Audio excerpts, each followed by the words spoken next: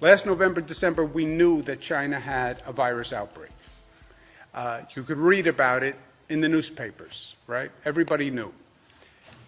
January 26, we know we had the first confirmed case in Seattle, Washington, and in California. February 2nd, the president ordered a travel ban from China. March 1st, we have the first confirmed case in the state of New York. By March 19th, New York State is totally closed down. No state moved faster from first case to close down than the state of New York. March 16th, we have a full travel ban from Europe. Researchers now find, and they report in some newspapers, the virus was spreading wildly in Italy in February. And there was an outbreak, massive outbreak in Italy in February. Researchers now say there were likely 28,000 cases in the United States in February, including 10,000 cases in the state of New York. And the coronavirus virus that came to New York did not come from China. It came from Europe, okay? When you look at the number of flights that came from Europe to New York, the New York metropolitan area, New York and New Jersey, during January, February, up to the close down, 13,000 flights bringing 2.2 million people. All right? So November, December, you have the outbreak in China, everybody knows. January, February, flights are coming from Europe. People are also coming from China in January until the China closed down.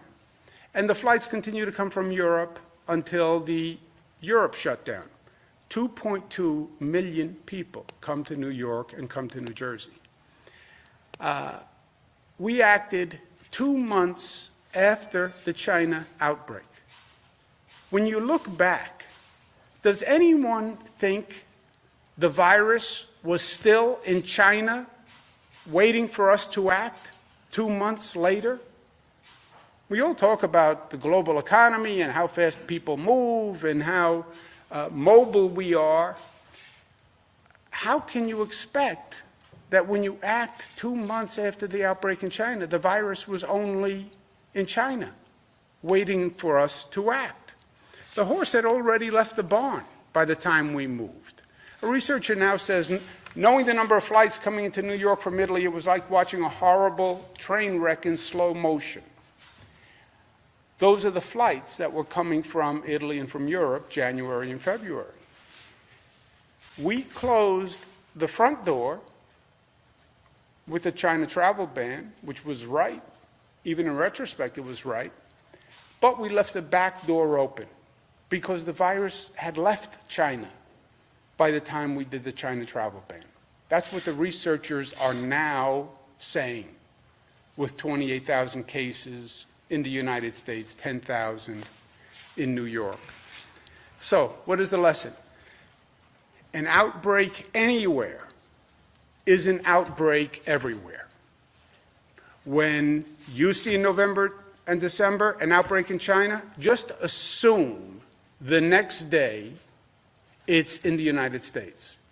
When they say it's in China, just assume that virus got on a plane that night and flew to New York or flew to Newark Airport, and it's now in New York.